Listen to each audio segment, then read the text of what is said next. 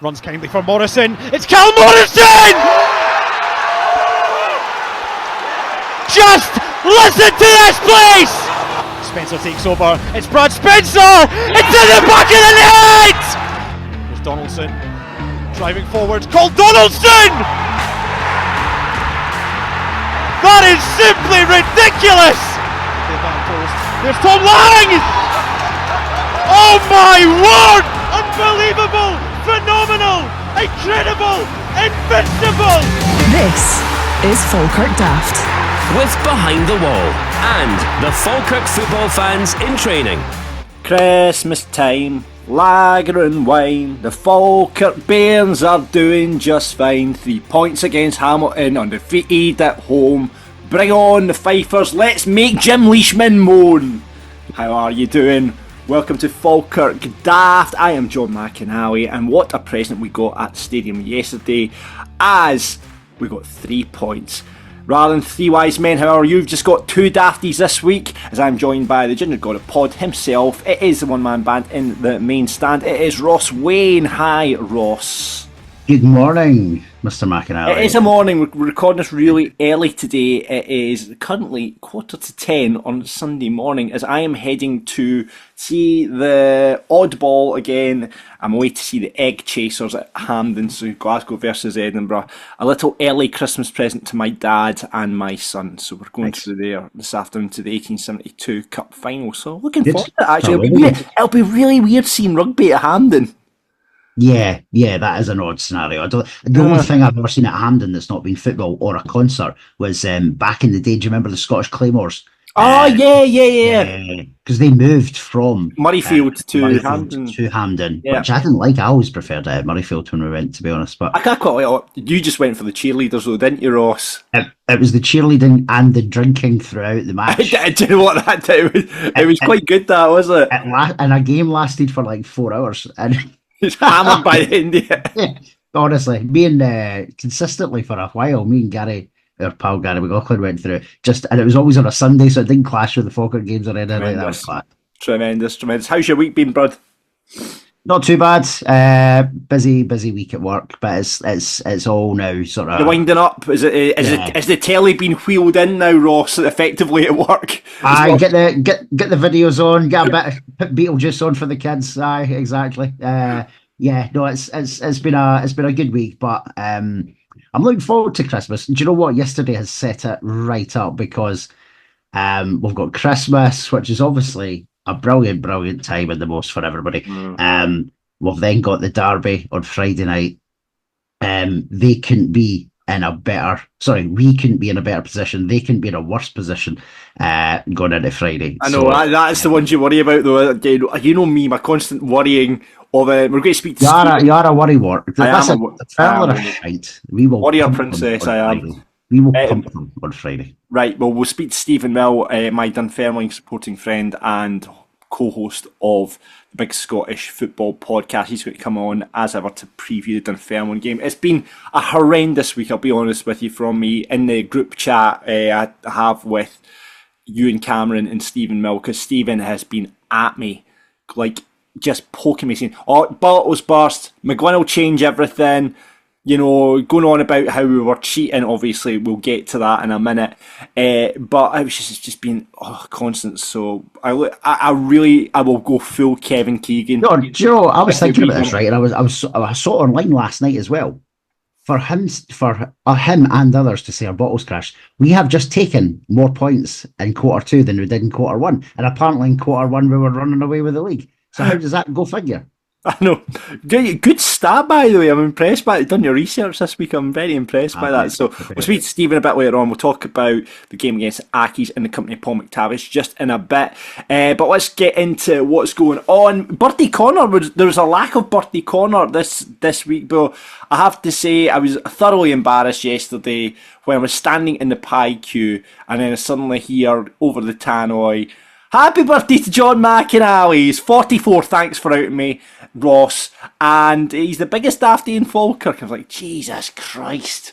Yeah, big shout out to Jack Cochran on the mic. Thanks, Jack. Yeah, exactly. I did have words with Jack when I was going back to my seat. I was like, "You wee bastard." But Johnny's redeemed himself because he sent me a picture last night. He was out with Josh Hagee of Falkirk TV and they were in behind the wall and he sent me a picture of them drinking Venoms. So Very good, very good. Well, funnily enough, I did get a message from Josh last night saying, "Are you out? Are you at the toll booth karaoke?" And I was like, "No, Josh, I can't handle."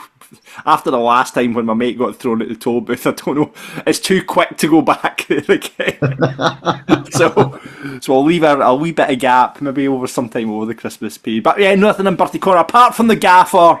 So was it 64? Was it 63? I think it was 63, I think. 63. So do you pick up your bus pass at 64? I think you do, don't you? Do you? 65. 65, isn't it? Maybe. Oh, I don't know, actually. We'll need to check that out. Anyway, the gaffer, happy birthday, John McGlynn. Happy birthday. 63. I sent him a wee birthday message. You are honest to God. What like... Listen. Got... Right, so Ross has got, right, I've let you into a little inside. Ross has got John McGlynn's number. He got it because we were arranging to get him on the podcast and stuff, and it was easier just for Ross to go back and forth. And ever since Ross has had John McGlynn's number, he'll drop him a wee text now and again and just start this little bromance thing that he's got with John McGlynn. And he texts, John messages him back, and we'll have more on that in a minute. We will. But no, listen, he's my brother from another mother.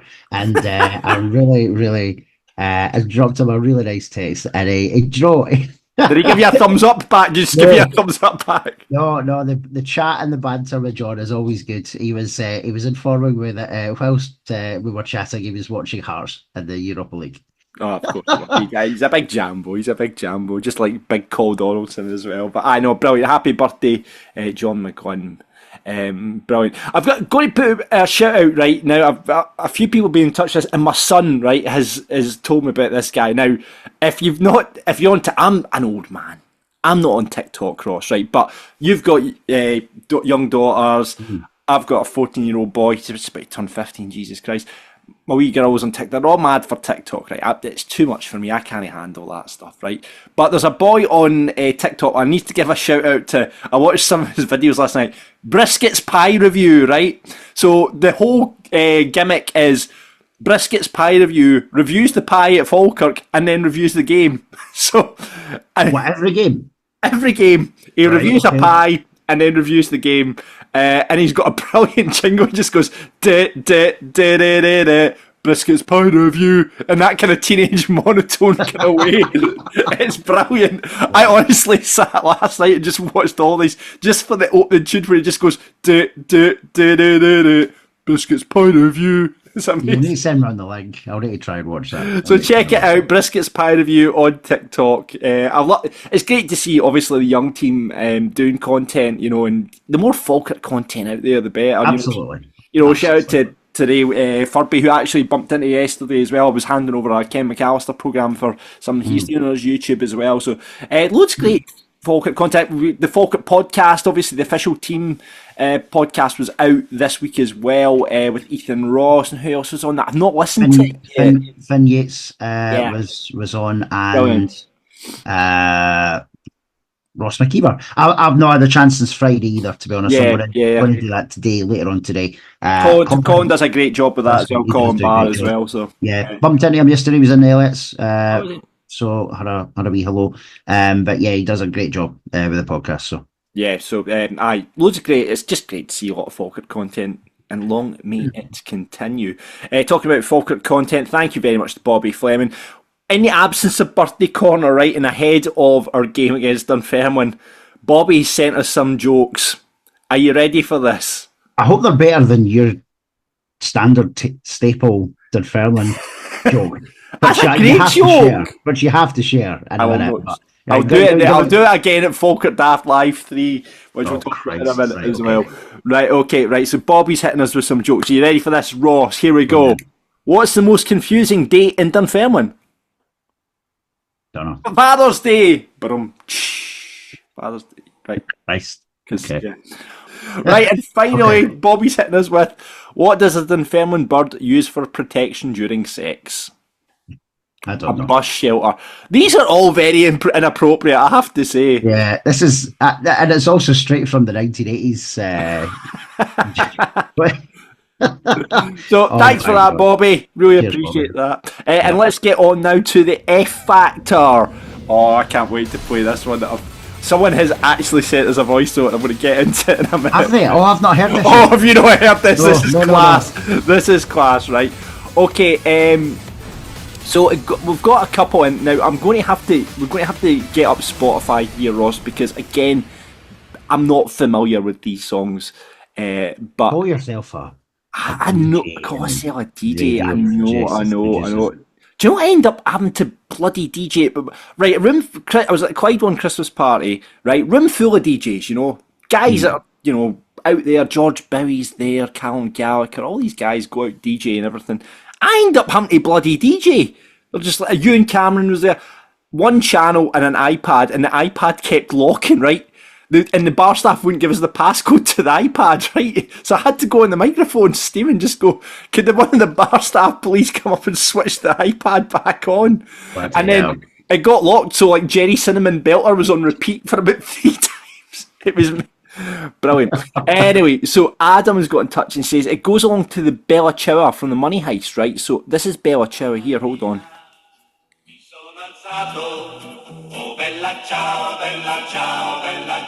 Right.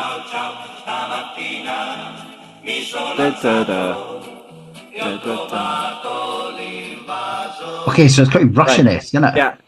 Yeah, okay. So I think I got the head, and he plays for Falkirk. He hates the pars, hates the pars, hates the pars, hates the pars. He plays in Navy. He hates the airdrie, and he makes the Falkirk sing. So no, I'm losing this as well, Adam. This is for Keelan Adams, and it says, and that repeats after that. So right, okay. Maybe the voice note thing's the way to go. People. Yeah, I think probably the voice note thing, but maybe not, as you'll find out in a minute, right? Right, okay. Right, Betting Bear's got another one, and this is to the tune of Tom Hark by the Piranhas. We're getting really obscure now with our tune, right? So let's bring up Tom Hark by the Piranhas. Piranhas. As I said last week, see, unless it's Take That or Oasis, I'm fucked. You're done. You're absolutely done. Tom Hark by the Piranhas. I can't even find that. Right, I think I can't find Tom Hark by the Piranhas, right? Right, I've okay. got the Piranhas here. Hold on. Is this it, maybe? Oh, right, okay. Yeah. Right. We don't know that. I didn't know that was the name of the song, of course. No, I didn't. The top of the league, we're champions. Right. Okay, so Exactly. So here we go. This is from the Betting Bear on our Twitter. He says, "You cut the gap to less than 8. Brown was so glad he had to masturbate. He had his big cheat Oakley to thank, and thought of the ref while he was having a wank." Right, so there we go. To be fair, that's pretty good. That is pretty good. Yeah. Now, this is what we're getting to now. Thank you everyone that's given us an F Factor song, by the way. Absolutely loving this bit of the show now. It's my favourite bit of the show, and there's loads more to come because we're just drip feeding them in. Right, and Simon Brown, right, got in touch with us yesterday, right, quite near the end of the game, and he wrote out the song, right? But what I think has happened after he came up with this, I think it was just before or just after the game, he's come up with this song, right?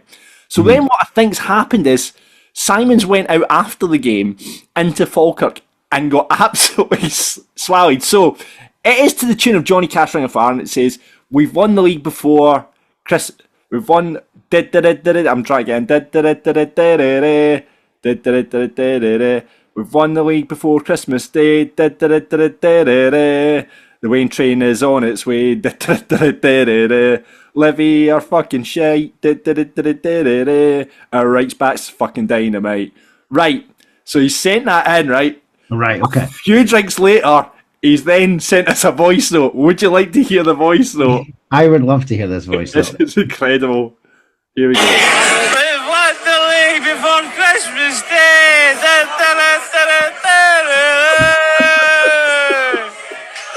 The Wayne train is on his way.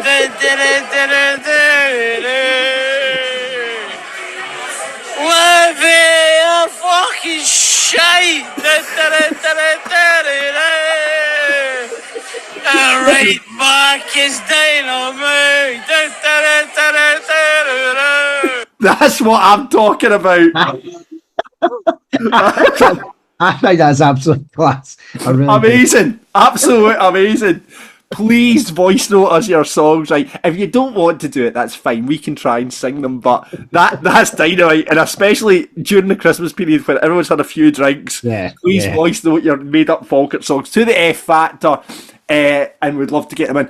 I've got something special I want to do at Falkirk Daft Live 3, right? So if you have got a ticket for Falkirk Daft Live 3, message us your song because we might be able to sort you out with tickets, because what I want to do at Falkirk Daft Live is have the final of the F Factor. Now I'm talking a full panel of judges.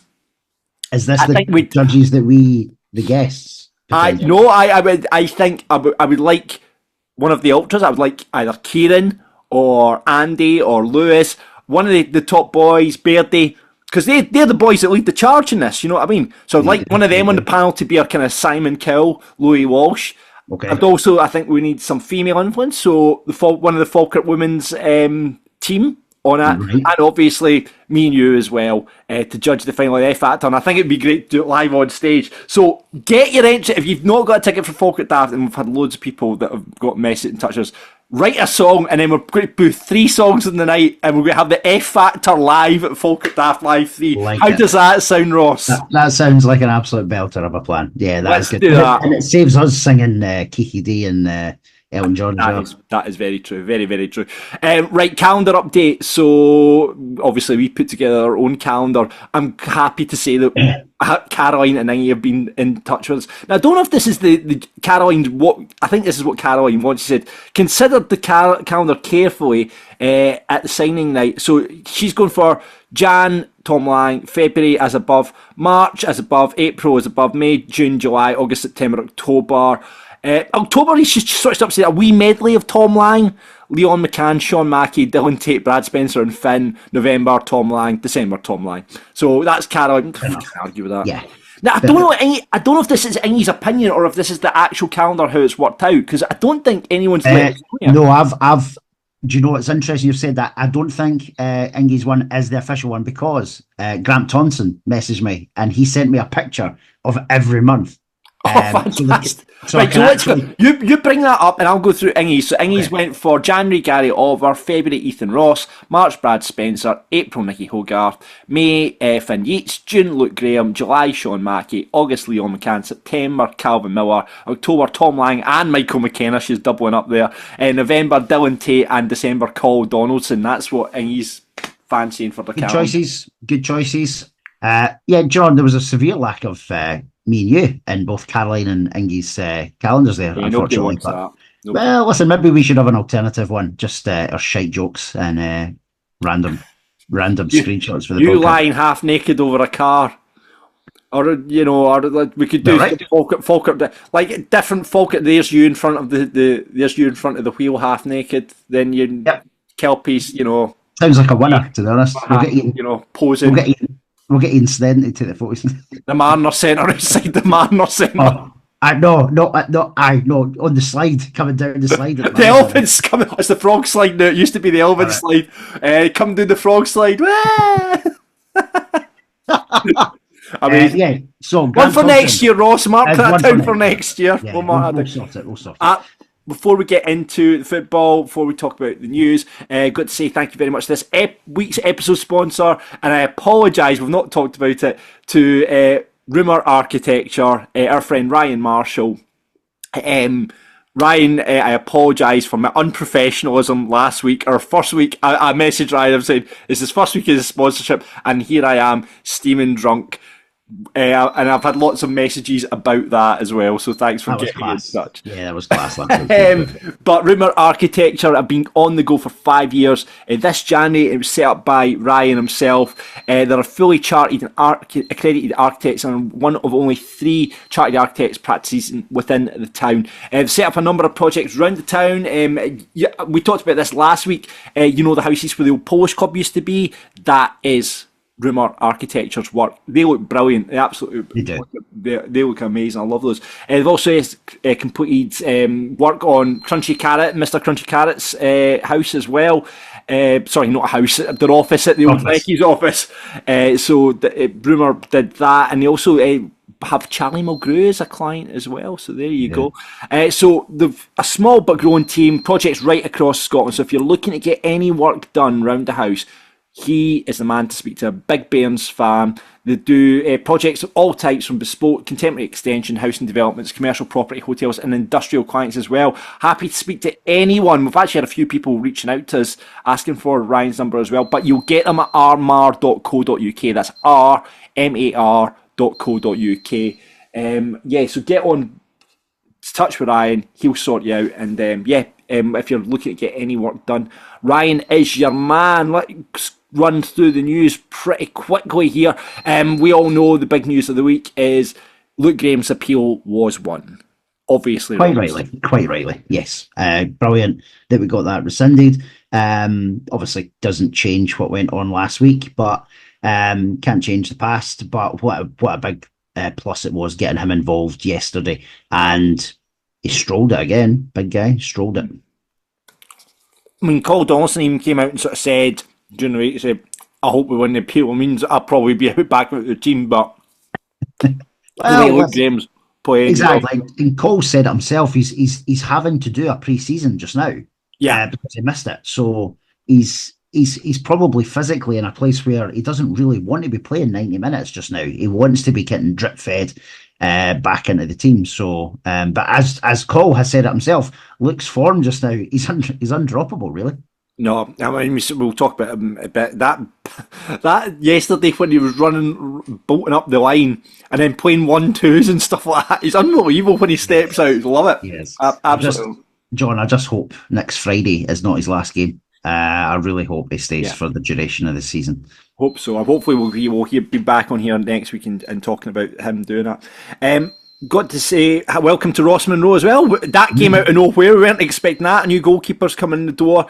I think he's worked with John McGlynn before, but we got him from Dundalk. He's joining in January. He was at Ross County as well, Ross. Yeah, as you said, it was a kind of out of nowhere. We've not heard any differently, but it does assume that Jamie Steddon is out for the long term. Because I know the chat was always that Hayward was going to be going out on loan, so for his development. So I can only assume that is probably still going to happen as soon as Ross joins the first team squad from the 1st of January. Yeah, no, absolutely. Looking forward to seeing that. And let's talk about our sponsor, Behind the Wall. Stay local, eat and drink global. And that is where we're going to be having Falkirk Daft Live 3. We've got to say thank you so much. I woke up, so I was on my Christmas night out on Thursday, and I woke up on Friday morning and I was like, oh my God, it's sold out. The tickets were on sale at 9 o'clock and they sold out within half an hour, which is unbelievable. For I've said it before, just crazy that people just want to come and see us talk shite live. Yeah. It was like, honestly, it was like 21 minutes. However, within that 21 minutes, my phone was going mental because there was people screenshotting saying they can't register, the service is unavailable. I actually think we broke Eventbrite for about 20 minutes because it just stopped stopped allowing people to register to even try and buy a ticket, never mind actually get through to buy one.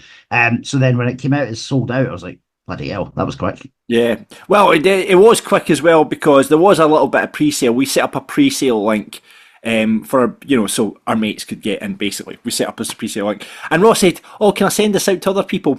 Then he sent it to half of fucking Falkirk. So That's not true, John. I was like, Ross, just limit it so other people, people get the chance. And then Ross sent out the link to just about everyone in Falkirk.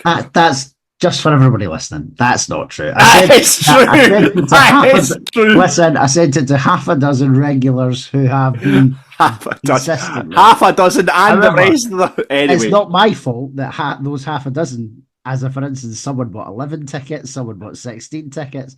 That was out with my control. That is true. But listen, we're delighted that everyone is coming along to the night, and I think, we can probably announce who's, because we were expecting, we'll have to drip feed the guests and, try and boost sales, but we might as well just announce who's doing it now that it's sold out, eh? I think we should, considering I was telling half the stadium yesterday anyway. Oh, Jesus. You're honestly, honestly, an absolute nightmare. I am. Right. I can't hold my water. So, It's true, John. if you want to know anything, just ask Ross. Honestly, he's the biggest gossip going. Right, but here we go. So, I'm delighted. First guest. I think this is going to be an interesting one because I think there's enough water under the bridge now. I think it's time we spoke to Ian McCall. So Ian McCall is going to be our first guest. We're going to speak about his career as a player. We're obviously going to ask if he shat in Simon's shoe, and we'll find out about that time, his time as manager at the club for that kind of brief sort of 7-8 months when we were absolutely sensational. We're going to ask him all about that and can't wait to welcome Ian McCall. He's really up for it. I'm really looking forward to I think he's going to be funny as hell. I think he's going to be great value. I think he'll be really good value. And we thought we'd get one of his former teammates. He's May as well. Falkirk's player of the millennium, played right wing a wee bit for Falkirk, had a stand named after him as well. So Crunchy himself, Kevin McAllister, is going to be joining us on stage as well. So 2 guests this time, not just the one. And not only that, Ross, I'll let you do the honours on this one. Right, so how the story goes, as John alluded to earlier on, I do have a little bit of a bromance just now going on with Mr. John McGlynn, aka Falkirk manager. And as always, whenever we've done a live event, we've kept in touch with the management team to say, listen, if there's any injured players or suspended players near the time, it would be amazing if they could come along. Hence why we were able to get Cole Donaldson twice. We've had Tom Lang there. However, as I've always done, we've always extended an open invitation to both John and Paul to attend. However, it's always been on a Friday night before a game, and it's not always ideal. It doesn't let the players go to anything on a Friday. So I was delighted when he messaged and we spoke this week, and he confirmed that both he and Smudger will be attending Falkirk Daft Live, which I cannot wait for. So there you go. How about that? Not only are we going to have the F Factor live, which I'm very much looking forward to, we are going to review the season so far in the company of John McGlynn, Paul Smith, and then second half of the show, Ian McCall and Kevin McAllister. We should have doubled the ticket price, by the way. Should have doubled the ticket price. What a show this is going to be. Really looking forward to it. It's the 28th of February at Behind the Wall. If we do get any returns, refunds, we'll let you know on our socials. I'm really sorry. If you didn't get a ticket, we're really sorry. The thing is, we'd like to, obviously maybe do a bigger venue, but Behind the Wall, they pay the bills, man. They pay the bills, and thanks to Brian and all the staff there, they're absolutely brilliant. Anytime we do Falkirk Daft Live in there, and of course you'll be able to get a Falkirk Daft Venom, which is on the menu at Behind the Wall now. We made the menu. Hope you've experienced it over your Christmas party season. And remember, they still run the buses from Behind the Wall. You get that £5 for the home games, and the Dunfermline bus is now full. I think they're running about 3 buses out there now as well. So you get away games for £10. And what is the best bit about the offer? You get a drink when you get back. So effectively, it's a free bus. And, effectively, that's what you would say.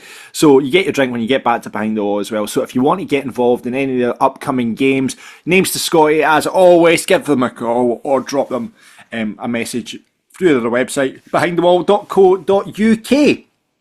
Right, that is our news. Let's get on to the game as we look back at the game against Hamilton yesterday, and we are going to do that in the company of our guest pundit this week. It's Paul McTavish. How you doing, Paul?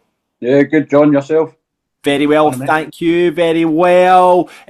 Paul, if you're not watching the YouTube version, are looking resplendent, and that looks an original Hummel Beezer Homes top there, Paul. It is. And I thought about doing an auction and using this as a little plug point for it, but I could never let something like this go.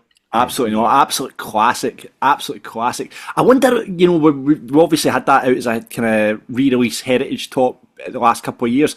We've still not heard what we're going to do this year. I thought they've not mentioned a retro top yet, have they? Have they not? It's not been announced yet, has it? Don't think so. Not yet, no. It's normally out for Christmas, so they're obviously keeping it back till maybe into the new year. But yeah, I'll be interested to see if it's... Yeah. The rumour was it was going to be the checked. I'd heard that rumour. I'd heard that rumour. Your man from O'Neill's wouldn't let us No, either. So I'll be looking forward to, because we threw a couple of suggestions at him and he was like, well. So fingers crossed it is. But classic top, Paul. Classic top. What was your first Falkirk memory? What was your first Falkirk game, Paul? I've been a Falkirk fan for 34 years, which seems a bit of a lifetime for most people. I'll be honest, I can't remember my first game, but my first big memory was at Brockville, the Airdrie red card day. Oh, brilliant. Yeah. Lives long in the memory of that one. Do you remember the Airdrie player got sent off as well? And there was like 3,500 red cards just went up. Because I was in the stand for that one, because I was only a young lad at the time. But I remember the euphoria, sitting there with your dad, feeling all proud. So that was my first kind of big memory, but Brockville memories, I'm glad that I've got quite a lot of them. Yeah, absolutely. And we've been asking this question all season. The most disappointing player, it's evolved the question, the most disappointing player to pull on the navy blue. Well, as I said, I was researching this one like a job interview, and I got down a rabbit hole last night of looking at all Falkirk squads over the last kind of 20, 30 years. The Hartley era, Marcus Haber is definitely up there, but remember our Steny ground sharing days? Yes. One for me, I thought it was going to be an absolute world beater, but it was David Souza. Oh, yeah! I genuinely thought he came in with such promise, but it turned out to be absolutely pish like Jason Lee. Do you know, Paul, that actually spooky you've brought his name up, because we were in the Graham Hotel yesterday before the game, right? And David Souza's name came up, and I'll tell you why. So a couple of weeks back, I was down at Forest. That's my family for down that way. That's their team. So I was down at Forest, and Jason Lee was there. He was like a host of the lounge. So my cousin-in-law, he had said to Jason, "Oh, there's a Falkirk fan over here." So Jason Leakin was over and he's chatting away about his season with us, right? And so that happened. So then yesterday we were talking about me being down there, and Lewis Connolly, who we know, he said, "Oh well, do you remember though when Jason Lee, we were playing, I think Ayr down at Somerset, and David Souza scored his first goal, and it was like January or something like that, and but the fans were like, we'd scored but hadn't taken to it." Aye. And Jason Lee ends up raising David Souza's arm to say, like, come on, give him a bit of backing type thing. It was right in front of our fans, if I remember. Yeah, aye. That's it. Amazing. So it's interesting you've said that. Jesus, David Souza, wow. The only player that I think Falkirk ever played for Falkirk with an X in his name. There you go. That's a brilliant shout. There can't be any other Falkirk player that has an X in their name. No, I never encountered many when I was down my rabbit hole last night. Yeah. There we go. Let's talk about the game then. Yesterday it was Falkirk 1, Hamilton 0, and we remained undefeated at home in a calendar year, which is amazing. In the league, sorry, I should say in the league at home, because we obviously the only game I think we actually were defeated at home would have been the game against TNS. Is that right? Yeah, I think so. TNS is probably the only, so it's just a shame we can't say undefeated throughout the calendar. TNS just beat us in that one. But yeah, there we go. It was slight change to not massively change. You thought obviously the whole chat was, and the chat I was getting on, McGlynn will start tinkering, he'll bottle it. But there was only one change from a defeat to Ayr, and that was to the left back. Fred Leon McCann coming in for Sean Mackey. Were you surprised at that one, Ross? Do you think that was a tactical, or do you think that was... I've certainly not heard anything about a Mackey injury, so I'm assuming it's tactical. Yeah, I've not heard anything about Sean being injured, so you can only assume it was tactical. But they've both played very, very well, very consistently all season when either of them have played. So I think we're in a fortunate position where it doesn't really matter who plays. I think there's probably games where Mackey might be used a bit more from a physicality perspective or a height perspective. Listen, John and Paul, they don't leave any chance. They know their homework, and they'll have looked at who was the right winger or the right back, which obviously we know was Tumulty, and Leon and Reagan came up against each other a few times yesterday as well, didn't they? We'll talk about Reagan Tumulty a bit in a minute. But yeah, it was. Would you have made any other changes, Paul? Or I mean, after the 5-2 defeat, were you just putting it down to that red card? The team that we put out on paper was probably the right choice, but I don't think Leon McCann grew into that game at all. I think he ran he ran timelessly up and down that wing, but I don't think he had it in him to beat a man. Yeah. He was going forwards and then having to turn back quite a lot, but yeah, putting Luke Graham back in was a definite for that. Yeah. I thought he strolled that game again yesterday. I saw a lot of people kind of asking we should have went back to the tried and tested, i.e. Dylan Tate back into midfield, putting Nesbitt one up and maybe dropping either Miller, Alfie or Ethan Ross. I don't know what the answer to that is. Obviously, I think John McGlynn came out and sort of said, well, the boys have done well. We'll go with that team, because I think he was just solely putting it down to the red card. No, the subs changed that game for me yesterday. Yeah. Dylan Tate coming in, I think he should start against the Fifers. I'll be interested to see who did that. Well, I agree with you. I would bring Dylan in, and I'm not saying who'd you sacrifice though? Well, listen, I'm not looking at it from I don't like this person or I don't like that person or I think they play poorly. I just think you play your strongest team and those on form, and I think we should go back to Dylan Tate and Spencer in the middle, and I also think it's time that Callum starts a game as well. He was the game changer yesterday, and I think most people thought that was going to be the case. When you've got a tight game, you want Callum Morrison in there. Yeah, let's get into that when we talk about Dunfermline with Stephen Mill a bit later on. Let's talk about the game in hand though. Hamilton came at us. They were out the traps. They got a few pot shots off at Nicky. He nothing that Nicky shouldn't be saving right enough, because he dealt with what he was given relatively comfortable. Start that, and let's talk about the first half. All in general, Ethan Ross was just on fire. He was just gliding past that run he made right at the start, and then just kind of slipped Calvin Miller in, who fired it wide. I thought Ethan looked right in the mood for it yesterday, Ross. He did. No, for me, I know we'll eventually talk about man of the match, but Ethan Ross did it so much in that game yesterday. Everything that looked like it was going to be coming off was from us. Through him. And I just think he's undroppable just now. He's the one winger who probably cements his place. In that scenario, I thought he obviously picked out Calvin. I thought Calvin rushed at it. I thought Calvin looked really uncomfortable yesterday. I agree. I don't think Calvin Miller had a very good game yesterday. What did you think, Paul? I think Calvin had 2 shots in the first half. I think it was his only real kind of contribution. I think it's the one where he flashed past the post. In fact, past both posts. But yeah, definitely off the boil. See their game plan though, it just completely upset us in the first half. They were to us what we are to other teams yesterday. They were shutting everything down. They were rushing every single pass, and we just could not get control in that first half. But Ethan, he was a shining light in that first half. He probably should have scored as well. I mean, actually watching it back on the highlights last night, I thought it was initially a goal save, but I didn't realise how well McGinty got across to block that shot when he was 1-on-1 with the goalkeeper. McGinty came out of nowhere when you look back at it. Was it his face that the ball hit? Was it his face? It looked like it.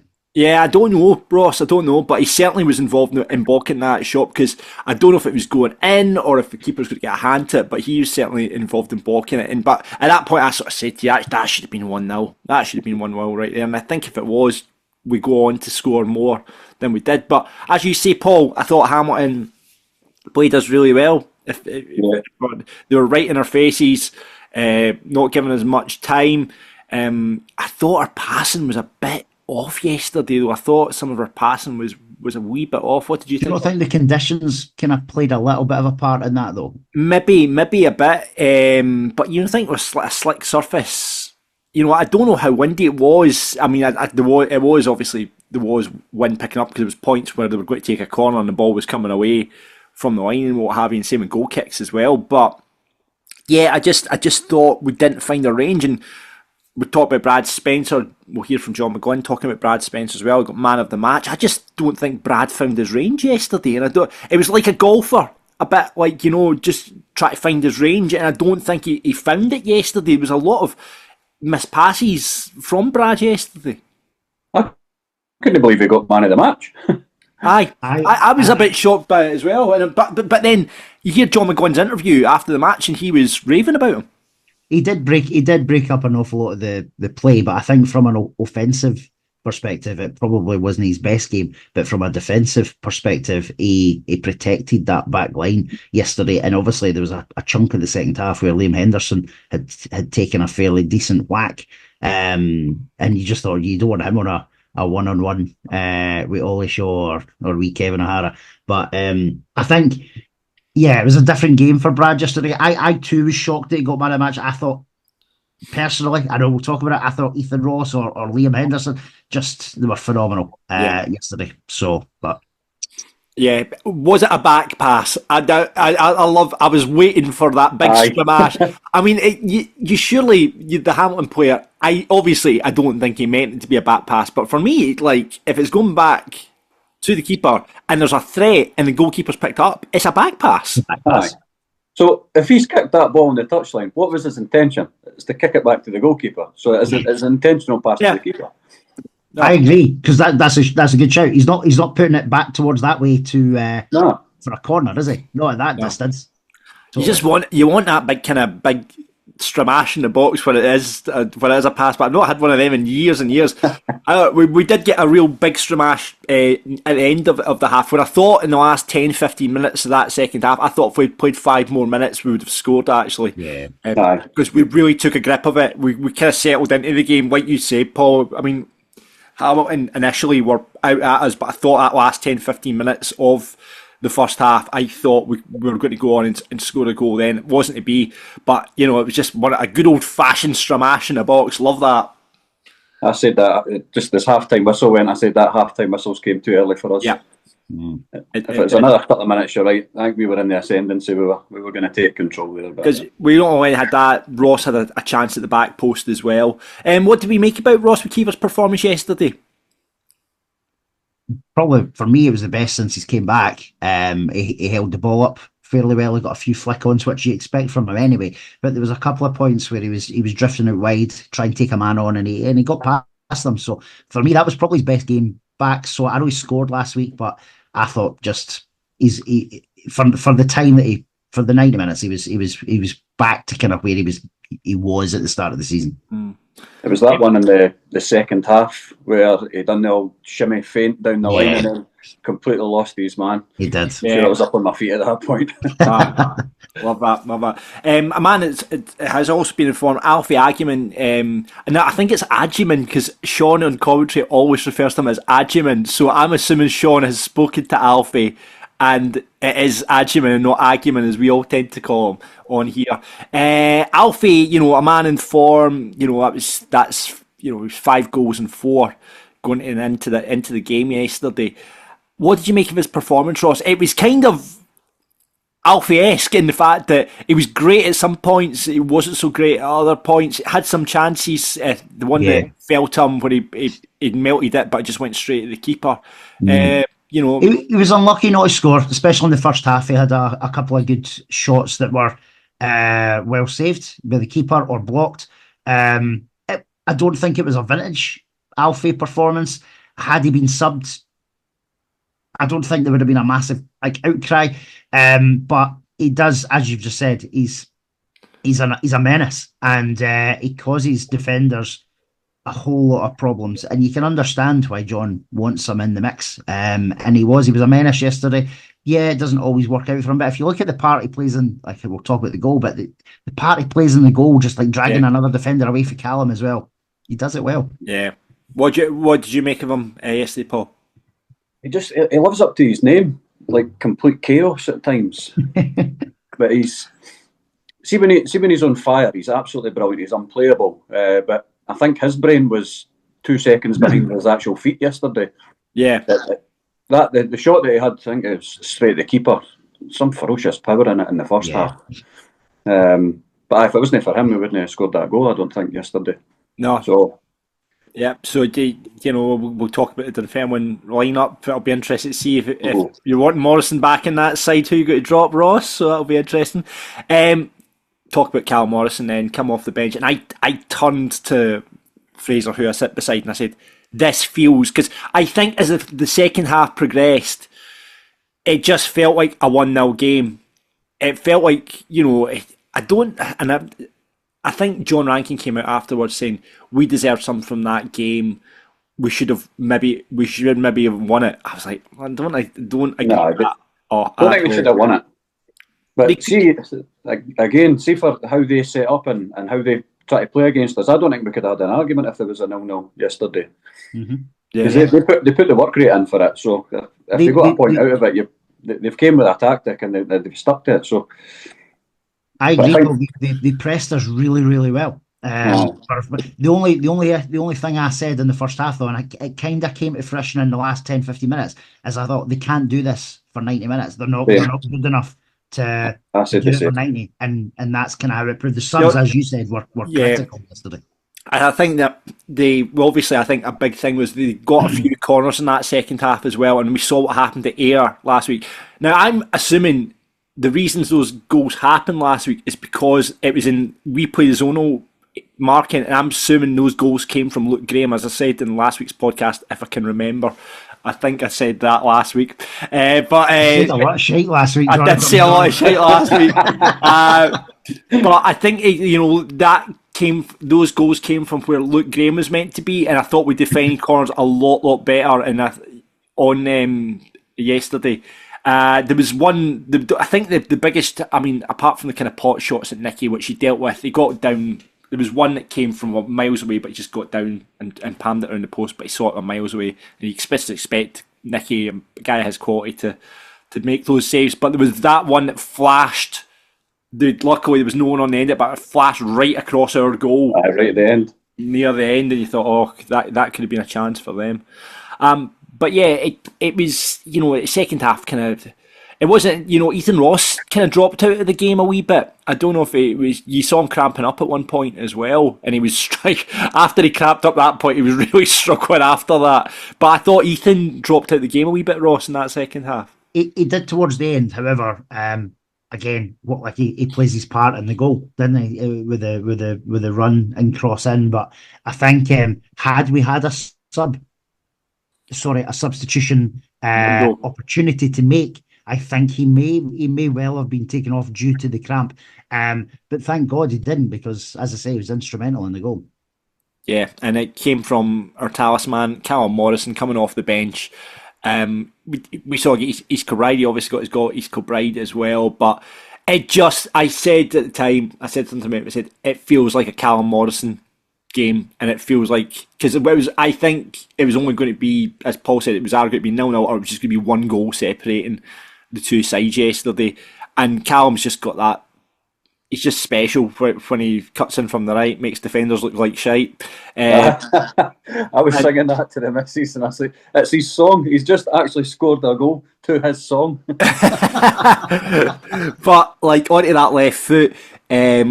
Now, lovely finish, curling left. Now, everyone John Rankin and Regan Tumilty in their interviews afterwards alluded to saying it was deflected in. I didn't see it was a deflection. I thought it just went straight in.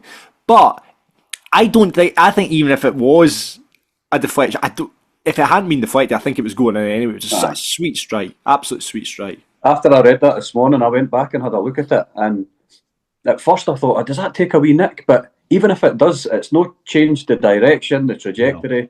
It's going where it's going, and it's marginal if it even has. But see when you watch the video, I think it's called MacMate. He posts on Facebook pages and he does on YouTube, right? He sits in the Kevin McAllister stand, and so he put his highlights up last night. From his angle, there's no deflection at all. No. There's not a deflection. And as you said, the power of the strike, the keeper had absolutely no chance. And that, for me, that level of finishing, had he been on earlier, and I know it's all ifs, buts and maybes, and if Manny had balls. However, if his level of finishing is outstanding, and he has to be a starter if he's fit. Right. Has to be. Yeah, really. Yeah, right. Well, okay. Well, let's ask it now before we talk about the film. Who drops out the side? From yesterday's starting 11? Yep. Calvin Miller. Paul? It would have been a toss-up between Calvin Miller and Alfie. Alfie didn't have his best game yesterday. Do you know the issue I've got, though, we see with Alfie, though, is you obviously bring Callum in. Now, that's Alfie's position, isn't it?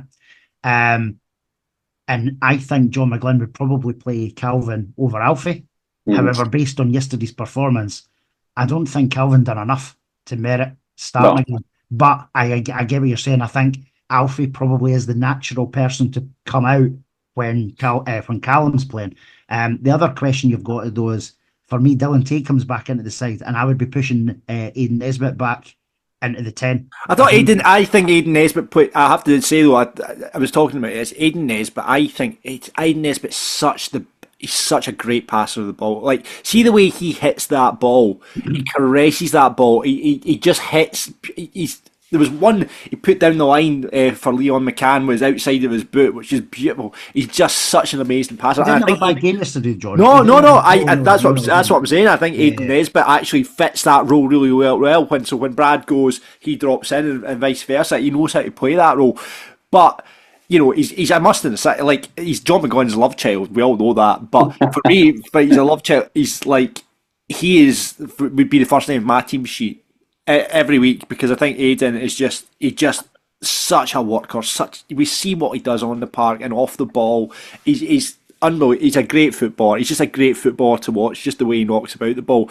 But Dylan Tate is also very good. Aye. So for Morrison, if you're bringing in Tate, you're bringing in Morrison, Ross, are you dropping then Calvin Miller and Alfie Agyeman? Because that's the only two changes I can see you making. It probably has to be if you're bringing both in. Whether he does bring both in from the start's obviously going to be another question. Because Ethan's undroppable at the moment, like you said. Ethan is undroppable. He is. Yeah. You don't think, though, that John doesn't make that many changes week to week? So yeah. No.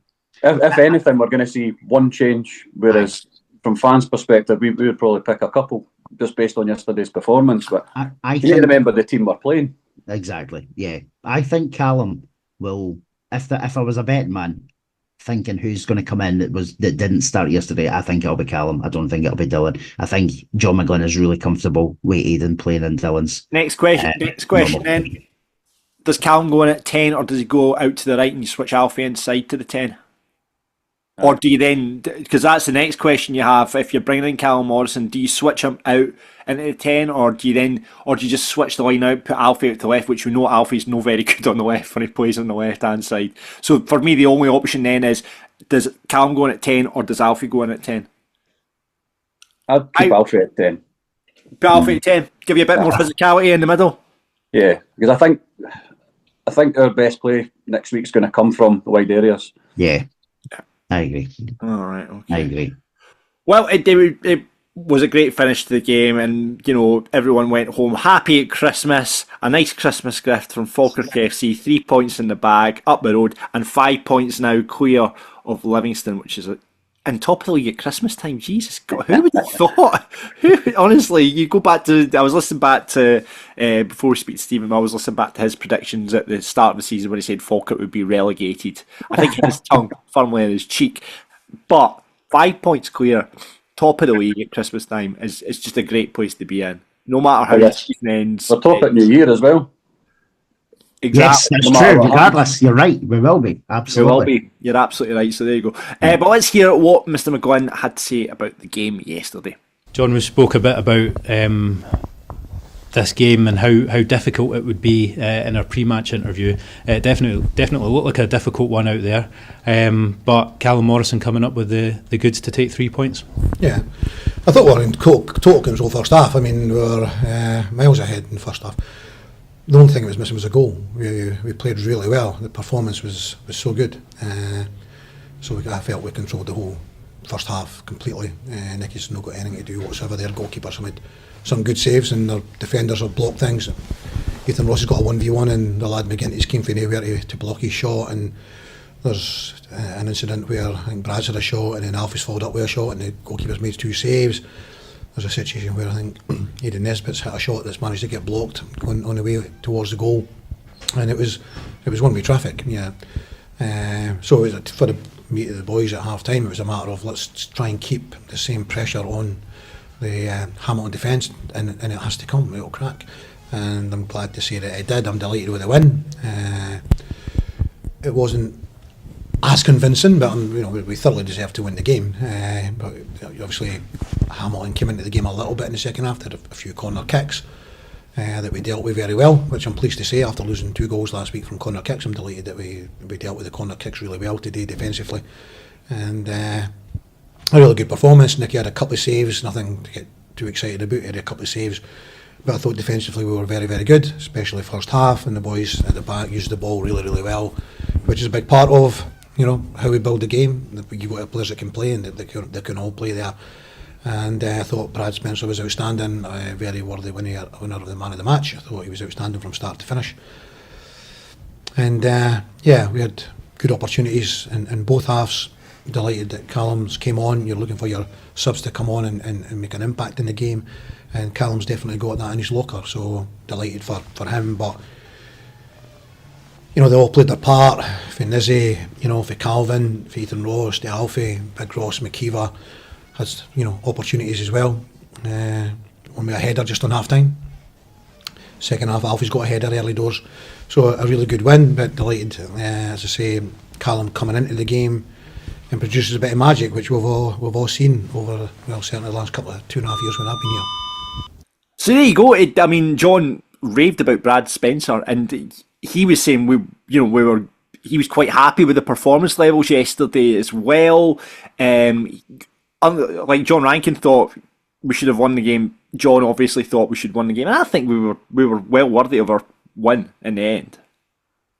Yeah. I thought if there was a team going to win it, I thought it was going to be us. They had the odd half chance that they created. I think was it Connor Smith had that shot against Nicky. I think that really was about it. Ollie Shaw, considering he's the top goal scorer, didn't get us looking. Again, we talked about the game. We didn't mention Liam Henderson. Just how good Liam was yesterday. He was unbelievable. I guess he's so good. The Kaiser. He brought the ball down. Do you remember when he brought the ball down in the first half? Was it the first half? Yeah, it was the first half. And there was a high ball that came in, and he took it down so sexily. There was one point as well. Yeah, I know. There was one point as well that the ball was coming down out the air, and he just kind of caressed it with his left foot and passed it in to inside. I think it was, I don't know if it was Brad Spencer or Ray Nesbitt, and I went, he's absolutely 100% meant that. It was just unbelievable. He's just so good. He's got a left foot like a pillow at times, doesn't he? It just kind of falls. You say it every week, how hard it's going to be for Cole and Tom to get back in the team. Yeah. But from what we've seen, and especially through last season, I genuinely think that the Luke Graham and Liam Henderson partnership is sometimes it's better. It's tight, innit? It's a tight partnership there. Luke Graham can hold the ball at his feet. Yesterday went on a mazy run. We were talking about that, just carrying the ball, on going. Just carrying the ball to defence. He missed it. It was like they tried to play a 1-2 and he missed the 1-2. But you were just like, go on. But he was brilliant yesterday, Luke Graham. We are lucky, really lucky. In fact, it's a bit pish that the two of them are out injured just now. But 4 very, very good centre backs. There's not a team in that league that have got a stronger centre backs pool choice as what we have. Although, can I just say, did you see or hear the Livingston official podcast that went out this week? So they interviewed David Martindale and their CEO, I think his name's Dave Brown. Brown. And Davy Brown, the CEO, and quite right. They're going to big up their own thing. They have in their mind, they have the strongest starting 11. They have the strongest squad. They have the strongest bench in that league. So, well, do you know what, guys? Go and fucking prove it. Aye. Yeah. I was looking at the league table. Some cocky fan on Twitter last night was going, but that's only our second defeat. But my reply to him was, but you've dropped points in 8 games. Yeah, exactly. 8 games, and if you keep that going, you've dropped 16 games. You've dropped points by the end of the season, and that's not good enough to win a league. No, it's not. No, Totally. very interesting. Anyway, let's see what you guys have to say about the game. Andrew kicks us off saying it was a tough watch this week, but delighted that Callum got the goal. I don't know if it was that tough a watch. I quite enjoyed the game yesterday. I thought it was quite a tactical game. I quite enjoyed it.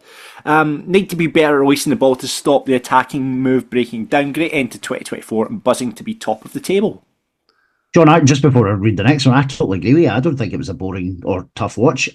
Yeah, at times our passing was maybe a little bit off, but the weather, I genuinely think the weather was a factor yesterday. See, when you left the game, that's when I think we were quite, well, in the main stand, I think we were really sheltered.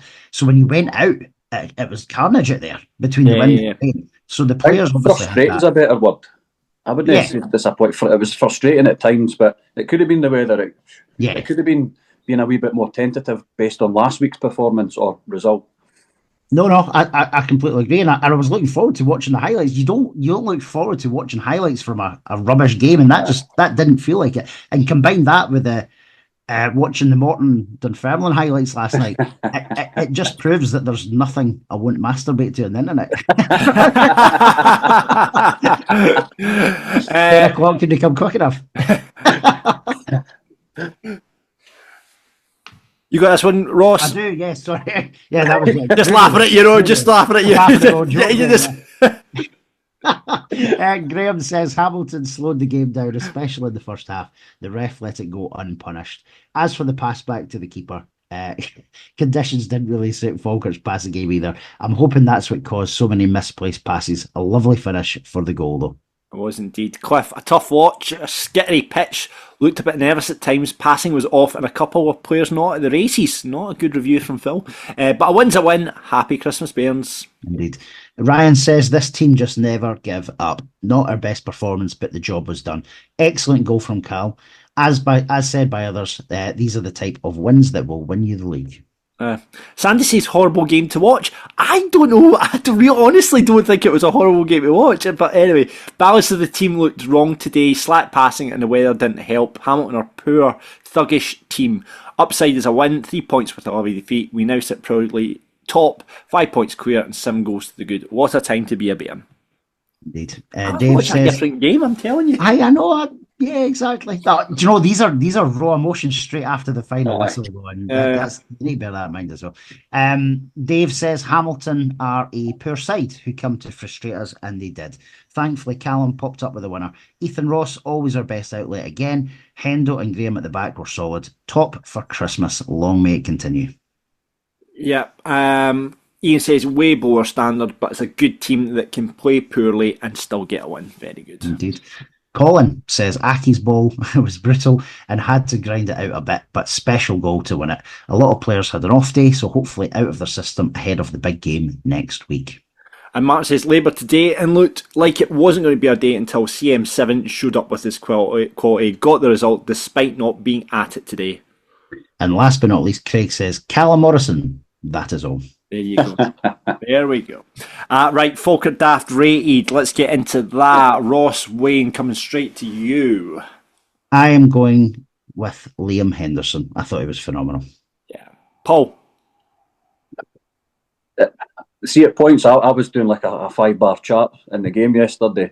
And see the way he started, I thought Keelan Adams was on. He was a stick on, but it was a game of 2 halves for him. I thought Keelan, we've not mentioned Keelan actually. I thought he had moments yesterday, but then he had a moment, but then after the moment, he had a fuck up. It was like he had these moments where he beat a player, whatever, or get past, and then he would pass it out or do something. I thought, or miscontrol some of his diags or whatever. Yeah, yesterday, I thought Keelan. It was a very strange game for Keelan Adams yesterday. That's why some of the comments that were coming out, I can see how people were frustrated because some people were off the boil, some people had great moments, and then some people didn't. But I'm going with the centre back pairing. I'm saying Luke Graham. I just thought he was a stalwart. He made a good difference coming back from last week, especially what I had to go through. I've got the cast and vote here then, haven't I? I'm going to go for Hendo. I just thought some of his, like you say, Kaiser runs it. He runs that game. He really does run it from defence and just always looking for the ball from Nicky, always comfortable on the ball, just like such a cultured centre half. You know, obviously he played midfield for us last season, and he's brought that into his game at centre half. not scared to just dip the shoulder, beat a man, look for a pass into the middle. I think just honestly, I can't rave about Big Hendo enough. I always love a centre half. I always, get attracted to a centre half, and I just think Henderson's unbelievable. So Big Hendo for me. So it's Falkirk Daft rated for Liam Henderson. Who is the Dafty going to? Ross Wayne. A tough one. It's a tough one. I don't think anyone played bad enough to merit from a playing perspective. That's the thing. Paul, have you got anyone in mind? No, it's one of those days where nothing bad really happened. Can I offer you a name? Go on then. Regan Tumilty. See the pass back? No, he was being a wee dick all match. An absolute little scrote all match. He was like, smashing Ethan Ross, gave him a torrid time, you know what I mean? And McCann, he was up against McCann, he was he was just being a wee dick. Who was the one that volleyed the ball into wee McCann's nuts? That was Tumilty as well, actually. Good shout. Yeah, good shout. That was Tumilty. So. See, to be fair, wee McCann got straight up from that. He did. I would have been rolling. It squared up to it. It was like a little pit bull. You saw McCann square up there, and just wee Leon squared up to him. Must be the big balls that he's got. Brilliant. Let's give it to Tumilty then, will we? Let's do it. There we go. Brilliant. There we go. Fantastic. So, Falkirk Daft rated Liam Henderson, and Falkirk Dafty of the week is Regan Tumilty. Well done. Right, let's get into it. We missed it last week. It's back though. It's Falkirk Daft versus, and it's going to be me this week taking on the questions from Ross. 5 questions about the Bairns and a penalty shootout still. Are you up for this, Paul? I'd prefer it if you'd had a few beers, but here we go. Yeah, listen, that would have been an easy away win last week. That would have been an away win definitely last week. Right, okay, I've got a bit of paper here. I need to find a pen from somewhere. There'll be one there, there's one. Right, okay, so I will write down my answer. Paul is going to give his answer. Plan. Yeah, he is right though, John. Like, you didn't know if it was Pancake Tuesday or Sheffield Wednesday last Sunday. Oh, I don't know. So right. Here we go then. Right, Ross, you got questions? I do. So question number 1. Yeah. Who did Falkirk play in their last game before Christmas last season in the Invincible run? So who did Falkirk play in the last game before Christmas last season in the Invincible run? So this time last year. So, John, you write your answer down. Paul, will come to you in a wee minute. I don't know this, but I'm going to guess. Right. I'm surprised you don't remember this, John. Hey, I'm going for a tactical guess because they don't play too many games. Right, 2 seconds before you do the Paul. Let's see what John writes down first. Let's see it, because he's a cheating wee shite. So let's see what he writes down first. I was in hospital for this. Right, okay, if that's what you think you remember. Was I in hospital for this? Pick a team. Edinburgh. I'm going to write down. I've written down my answer. You're saying Edinburgh. Okay. Paul, come to you. I'm tactically going with Alloa. You're thinking it was Alloa. It wasn't Edinburgh. It wasn't fucking Edinburgh because we played them on the bloody Remembrance Day. Paul. Yeah. It sounds like Alloa, but it was Annan. I'd written down Annan and scored it out. Tom Lang, do you remember Tom Lang scored a... Yeah, it was Annan's social club. How can you not remember that? Colin Donaldson scored from about 50 yards out, and who got the other one? Does it Ross McKeever with a header from memory? It was. Oh, man. Right, okay, next question, Ross. So it's still 0-0. So question number 2. Who was the last player to play for their country whilst at Falkirk Football Club? So who was the last player to play for their country whilst at Falkirk Football Club? Now, all I'm going to say is, this is a belter. I wouldn't have got this had I not set research. That's a great question. It's a great question. Paul, have a think. John, we'll come to you once you've written something down. But who was the last player to play for their country whilst at Falkirk Football Club?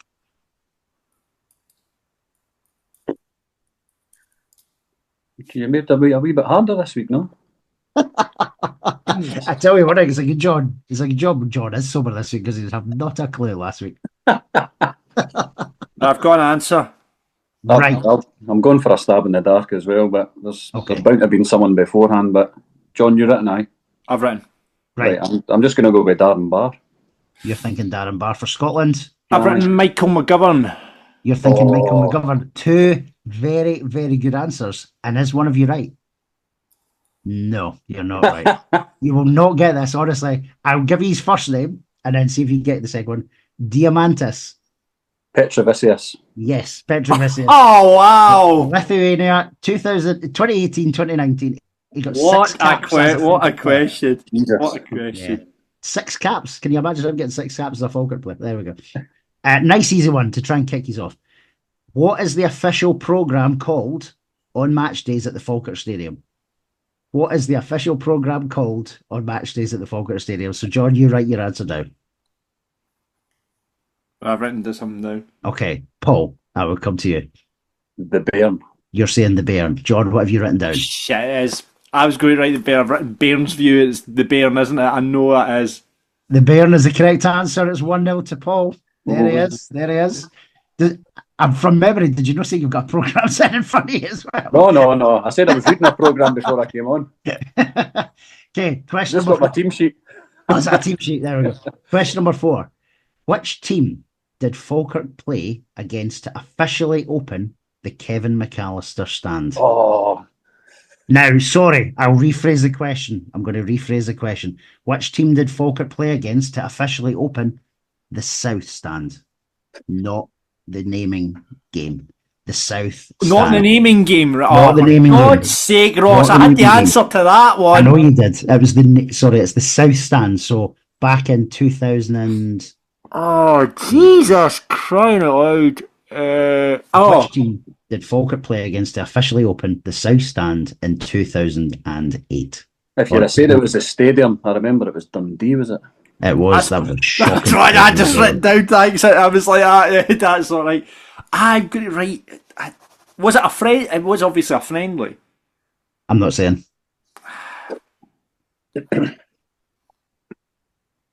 So which team did Falkirk play against to officially open the South stand? Would it have been? I think it might have been. Right, okay. You've got something written down. Okay. I've written it down. Yeah. Okay, Paul, I'm going to come to you. I'm going with Partick Thistle. You think it was Partick Thistle?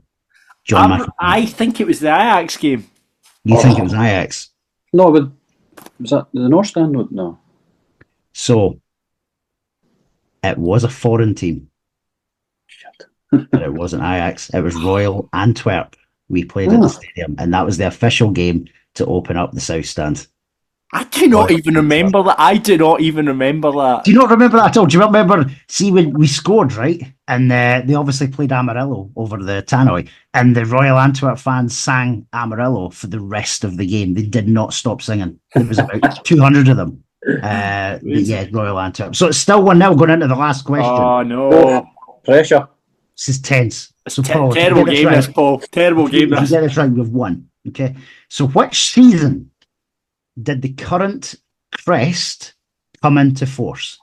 So which season did the current Falkirk Football Club crest come into force? This is... So John, you have to get this right.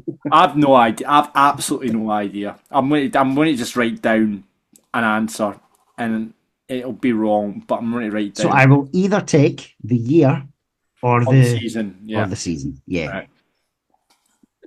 So have you written something down, John? I have. It's wrong. I'm gonna try and do this logically, because if we go past the Scottish Cup era, we had the old kind of badge. So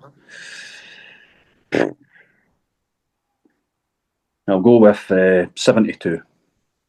You're thinking 90. So the current crest, though, Paul, it's the current one, not the... If I go back to, so I was born in the 80s, we still had the kind of steeple one there, so We did. and it's after the 50s, so... Okay, right. John. I've just written 14-15. 40. What is that? As in Oh, the current... Are you talking about switch from the Highlander to the steeple? No, I'm talking about the current badge, which is just the ball Oh, with right. and Falkirk written underneath it. Aye, I'm going taking for- away. You're talking about taking away the established 1876 and all that. Yes, right. That's why I've if you- written 14, So 15. rewrite. I'll give you a second chance then. So it's when we changed from the badge that's on Paul's shirt Right. to the one that's just the ball with the steeple and just Falkirk written underneath it. Right. Okay. Right, okay. So I'll give you another try. Right. Okay. I've still no idea. You can give me as many tries in the world here, Ross. No idea. No idea. Right. Oh, all right. Have you got something written down? I'm writing that down. I'm just Okay. Right. Paul, come to you. Season 2001, 2002.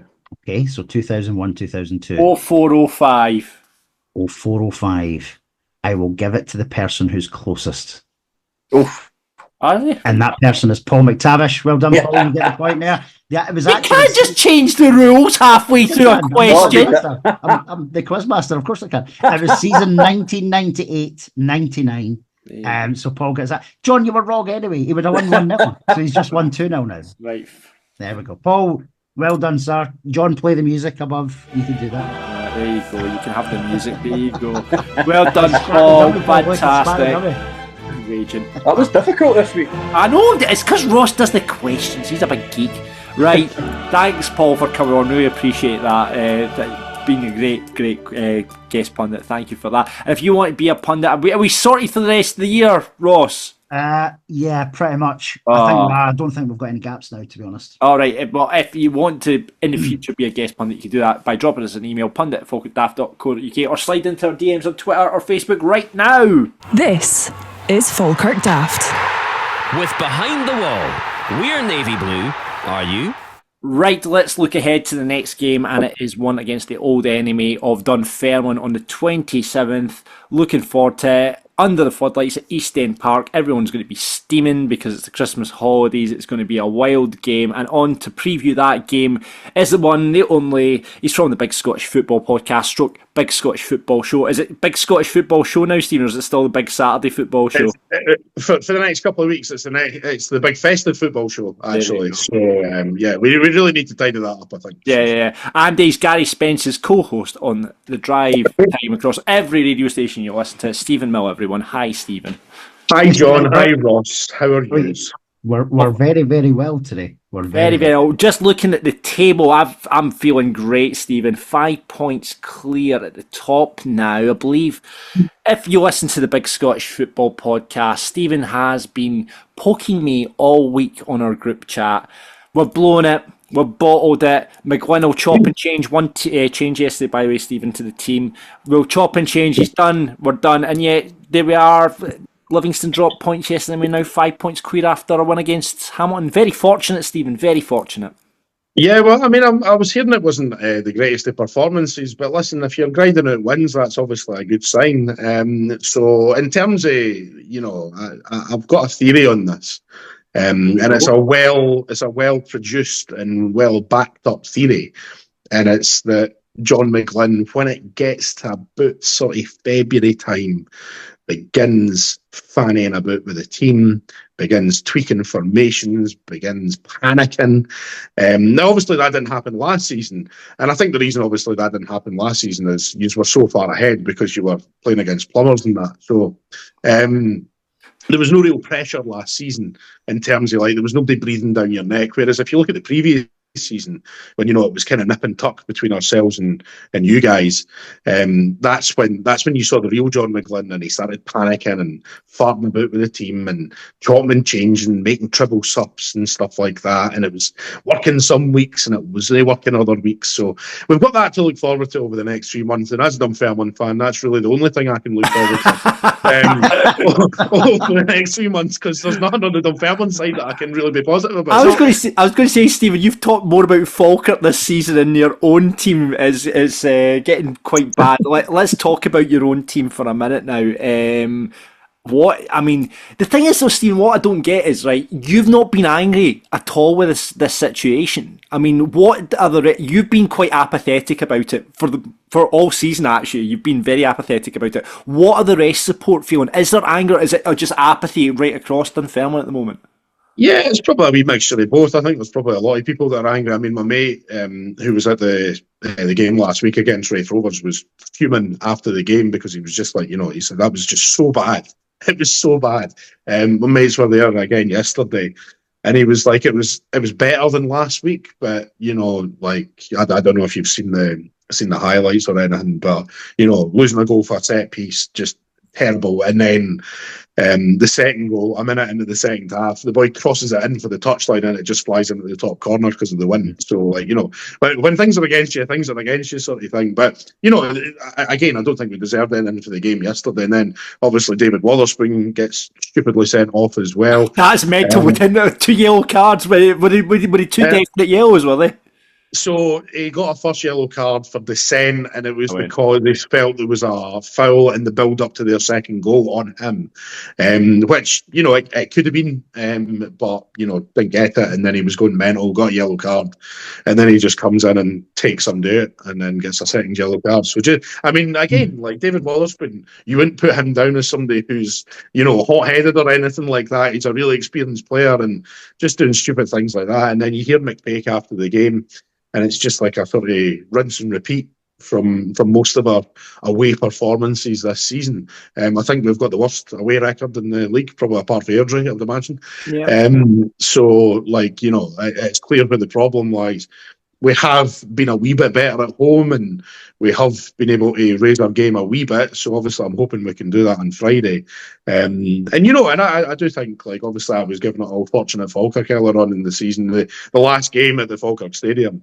Obviously, the goals that you got were fortunate. There were a slice of fortune in them. Let's be honest, John. I'm not saying you didn't deserve to win or anything like that, but I don't think it wasn't as if like you were miles in front. So I think Friday, unlike the league table. Unlike the league table, of course, yeah.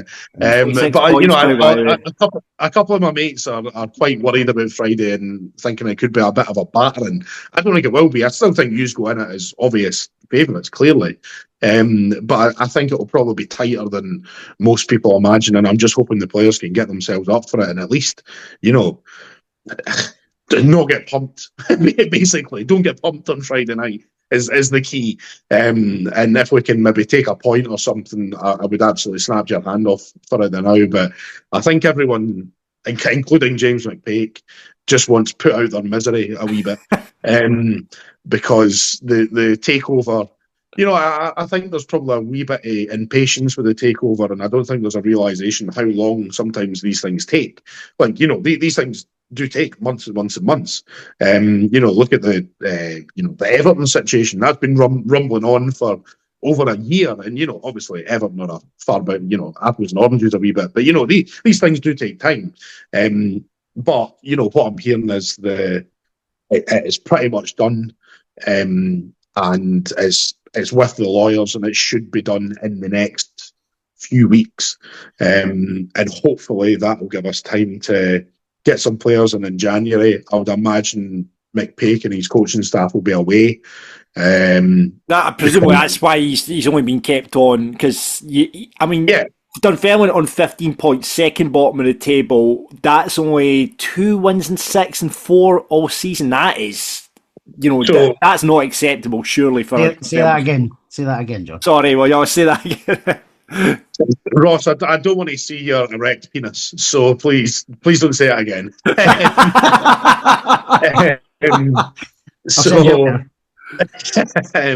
No, you're completely right. Of course, it's unacceptable. But I think the situation is, the current ownership are not going to be splashing out any cash to get rid of James McPake when they're halfway out the door. And they'll want to leave that to the new owners as they come in. So yeah, completely. I think under normal circumstances, if there wasn't a takeover going on, James McPake would have been out the door certainly a few weeks ago. But yeah, he's not going to get sacked until the takeover comes through. And I guess he'll be hoping that he'll somehow manage to turn that around and get a couple of wins and maybe try and get some players in January. But or get some players. I mean, that's the problem as well. It's not about just getting players in; it's about getting players out. Like fucking, like say Michael O'Halloran is still sitting there stinking the place out and probably earning really good money as well. There's other players who we've had since we won League One who are clearly not good enough.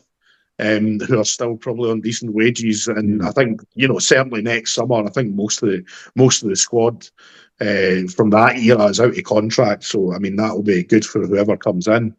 But yeah, I was at the obviously, as you know, my dad's on the board at Kelty Hearts, and I went and picked him up last night, and he was absolutely flying, and he was just keen out. Well, are we going to be swapping places next season? And I was like, well, I mean, it looks like at this stage, I wouldn't fancy playing anyone in the playoffs. If we manage to finish ninth, but yeah, I mean the only positive I can take is, or positives that I can take is that Airdrie are done and I think are absolutely dead and buried. So we're not going to automatically go down. And I'm looking forward to the John McGlynn implosion in a couple of months' time. So, Stephen, I'll chip in. So I've got 2 points, right? One is I don't actually think you're the worst team in that bottom half. Like, I've been on record with John loads of times on this podcast. For me, Wraith Rovers are the worst of the bottoms. Taking Airdrie out the equation, I think Wraith Rovers for me are the worst football team that we've played so far. They're so negative. They don't do anything positive with it at all, and they're going to lose a ton of games, right? Now managing as well. I personally don't. If we remain in the Championship, I'd rather play Dunfermline. You want the derby games over the Wraith games, right? So that's one thing. The second thing is you made mention about John McGlynn's implosion. You seem to be pushing the date back. So at the start of the season, you said it would be Halloween when Falkirk's bubble and John McGlynn's bubble would burst. You then said it would be Christmas, which has not happened. Now it's February. Obviously, we may well win the league in April or May. When's this keep going? When do we implode? Oh, it'll come. Don't worry about it. Don't worry. Like, listen, mark my words. The implosion will come. Even you also said Falkirk would be relegated this season. And can we say right now that Falkirk can't really get relegated? Can you come back on that prediction? Because your prediction at the start of the season, it was that Falkirk would get relegated.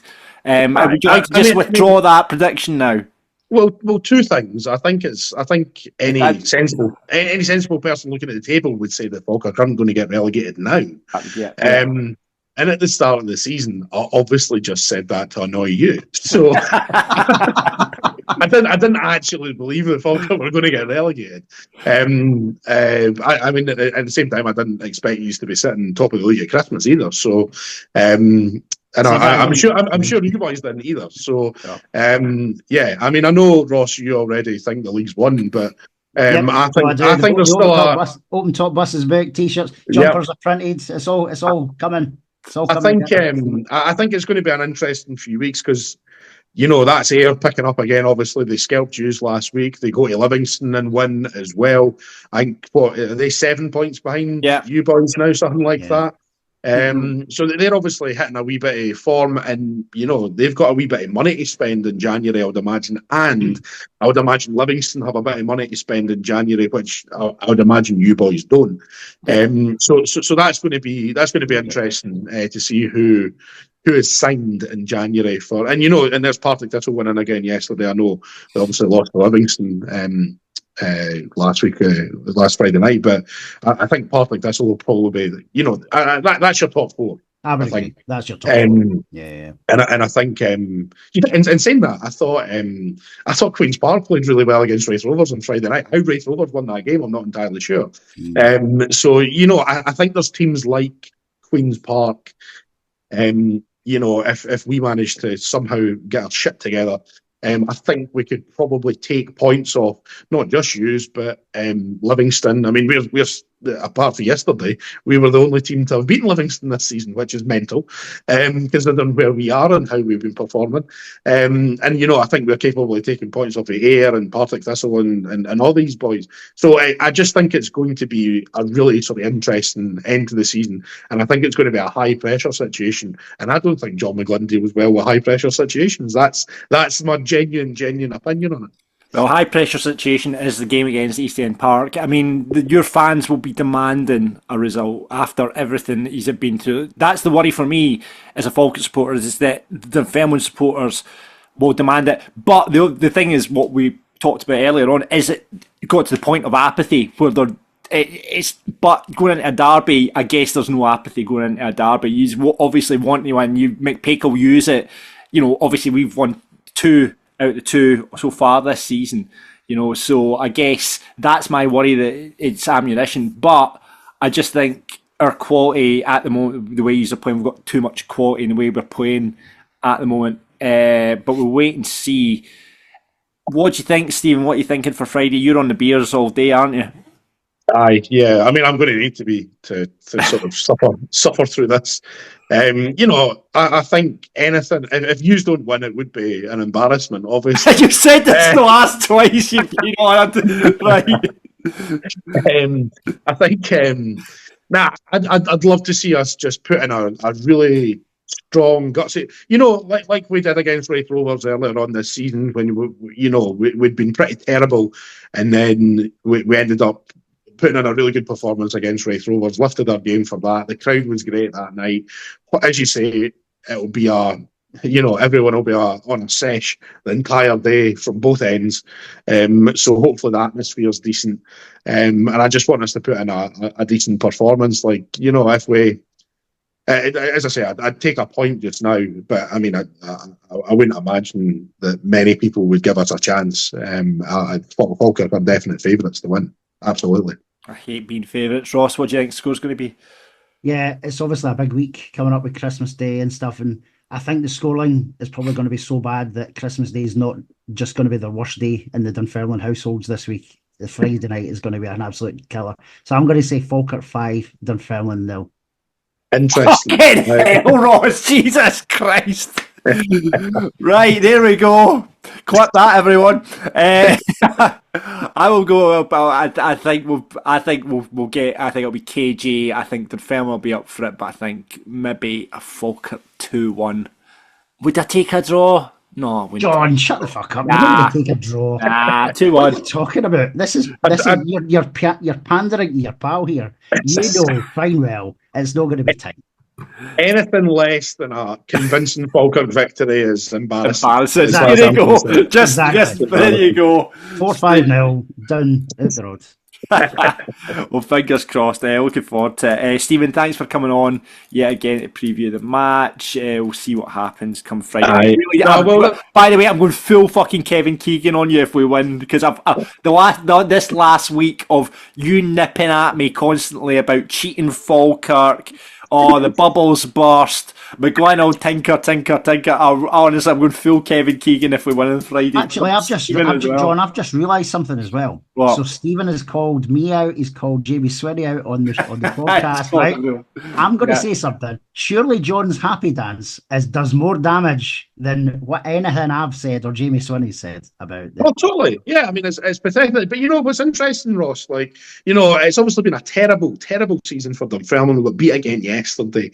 You guys have had a great season. You've only lost, 2 games? 2 or 3 games, whatever it is. And then last week you get absolutely battered by Ayr. Where was John on the podcast? Oh, my bairn's ill. Oh, she's no well. He shat himself because he knew he was going to get an absolute fucking roasting on the show. He has let Falkirk down, actually. He has let Falkirk down. Are you two agreeing on this? Jesus Christ. Hands across the divide. And face the music every single week, and have to put up with your fucking dance. Every single week when you're not on holiday, try that. Well, listen, I need a break for you. That's what it is. I need a break for you. So I need to get away. So listen, hopefully. Actually, this is interesting because you're not doing the podcast a week on Monday. So if Dunfermline do manage to get results, you'll have shat yourself again. There you are. Perfect. Do you know what I mean? If we win, I actually might just come through to Glasgow just to record it, just for the sheer hell. I think I might go. I'm going to go on holiday, so, there we are. Brilliant. Stephen, thanks for coming on, mate. I'll see you tomorrow for a Falkirk Happy dance. Right, no worries. Right, catch you later, boys. Cheers. Cheers, Stephen. This is Falkirk Daft. with Behind the Wall and the Falkirk football fans in training. And that is it for this week's Falkirk Daft. Thank you very much. I need to rush through this last bit because I've got to get to the rugby now. So get merch. You've missed the Christmas deadline, but merch.falkirkdaft.co.uk or head to Pies and Prints. Get us on Apple, Spotify, wherever you get your podcast, Twitter, Facebook, Instagram. All the Falkirk Daft, just type in Falkirk Daft. Check out Brisket Pie Review. Thank you very much to Stephen. Thank you very much to Paul for coming on. We've got to go though. I've got to say thanks to the few people who joined the Denzel Theobald Row of Honour: Charlie Scott, Baba Kay, Casky Boy, Kelly Morrison, Homer's Twin, Phil Linus, Ali, Del Bairn, Craig Young, Michael Janetta and William Anderson, all on the Denzel Theobald Row of Honour. Ross, have we got a name for this week for the Row of Honour? Yeah, in honour of our quiz internationalist, it's Diamantis Petrovicius. Spell that out. Give that a good spell. Petrovicius. Fantastic. Brilliant. Ross, onwards to East End now. Fingers crossed it's a Falkirk one. I don't know if it was going to be 5-0. I really hope it is. It will be. I'm just winding him up, but yeah, I'm sure it will. I'm sure it will. But no, it's looking forward. Have a Merry Christmas, everyone. All our Falkirk Daft listeners. Hope you get what Santa. Lots of good Falkirk Daft merchandise. We'll have to do that in the next show, what Falkirk presents that you got. But honestly, from myself, from Ross, hope you have a great time with your loved ones over the Christmas period. And let's just hope Falkirk deliver the best Christmas present of all, pumping Dunfermline at East End Park and potentially going 8 points clear at the top of the league. Oh, chef's kiss that, fingers crossed. We'll see you at East End. You'll have a baby and you will be in Behind the Wall before the match. Looking forward to a good Christmas baby. And until next time on Falkirk Daft, expect unexpected. Merry Christmas. Up the purse. We're Falkirk Daft, we're Falkirk Daft, talking about the dark blues and having a bit of a laugh. We're Falkirk Daft, we're Falkirk Daft. You can listen in the pub or you can listen in the bath. We're Falkirk Daft, we're Falkirk Daft. For everyone who's caring about being a Falkirk Bairn, we're Falkirk Daft. We are Falkirk Daft.